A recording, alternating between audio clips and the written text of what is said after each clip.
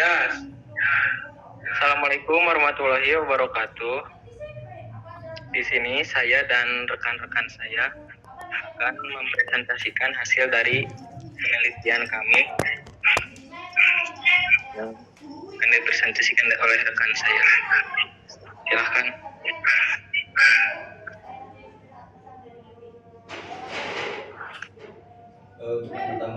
Untuk yang pertama latar belakang perkembangan teknologi berperan besar dalam efisiensi operasional bisnis. Mars Jaya Motor belum menerapkan sistem digital untuk pelayanan pelanggan. Menggunakan metode manual untuk servis dan pembelian spare part. Solusi yang ditawarkan adalah website sistem informasi bengkel. Biasanya untuk slide ini, proyek ini dilatar belakangi oleh kurangnya efisiensi di bengkel Mas Jaya Motor karena belum adanya sistem digital. Pelanggan masih harus datang langsung untuk mendapat layanan dan semua transaksi dilakukan secara manual. Sistem informasi berbasis web dirancang untuk mengatasi masalah tersebut. Untuk yang selanjutnya, identifikasi masalah.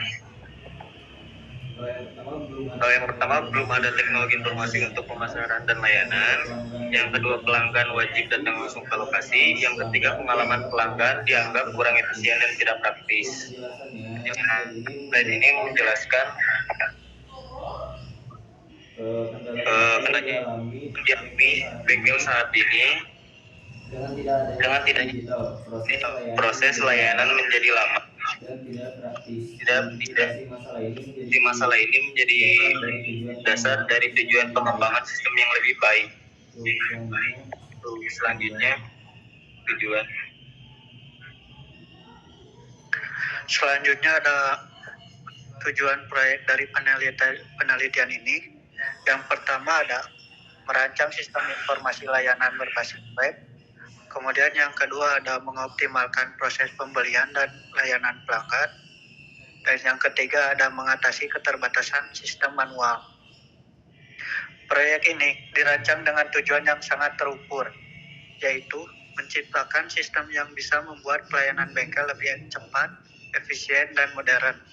Selain itu, pelanggan dapat memesan layanan atau spare part tanpa harus hadir langsung ke bengkel. Lanjut lagi. Yang selanjutnya ada manfaat penelitian. Yang pertama, untuk perusahaan dapat meningkatkan efisiensi operasional dan kepuasan pelanggan. Yang kedua ada untuk penulis, mendapat pengalaman langsung dalam membangun sistem web.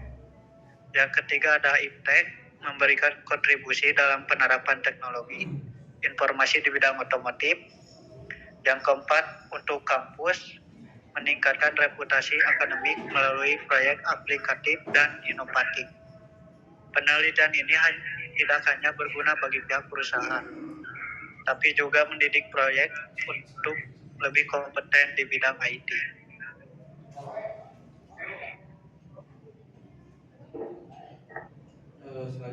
Selanjutnya ada metodologi penelitian. Metodologi penelitian ini ada beberapa yang digunakan.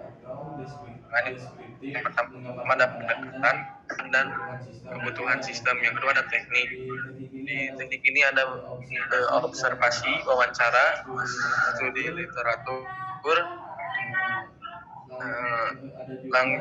ada juga model pengembangan. Model pengembangan ini menggunakan waterfall. Lalu ada tahapan rekrutmen, design, development, testing, implementation, maintenance. Metode waterfall digunakan untuk mengembangkan karena sesuai untuk proyek yang memiliki kebutuhan yang jelas sejak awal. Setiap tahapan dilakukan secara bertahap dan sistematis dari analisis kebutuhan hingga pemeliharaan sistem.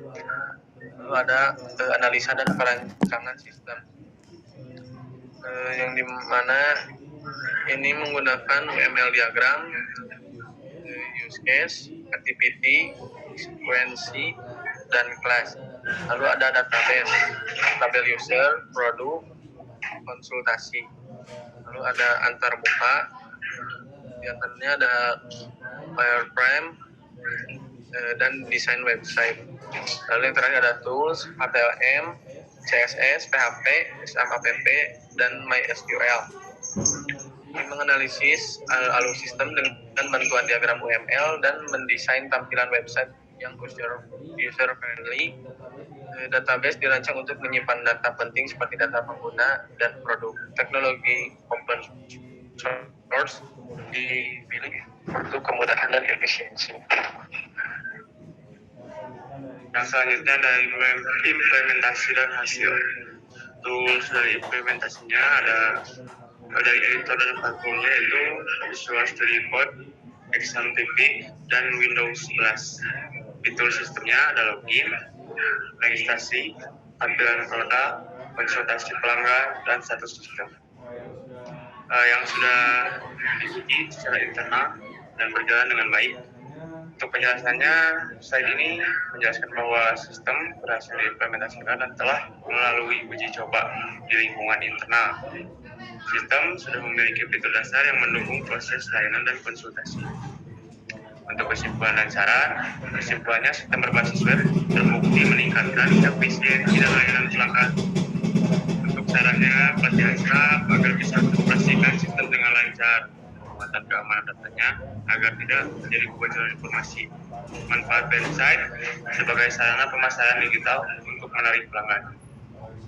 Sistem sudah menunjukkan hasil yang positif, tapi masih perlu penguatan di sisi implementasi dan keamanan. Diharapkan sistem ini bisa dikembangkan lagi dan diketatkan syaratnya oleh pihak bengkel.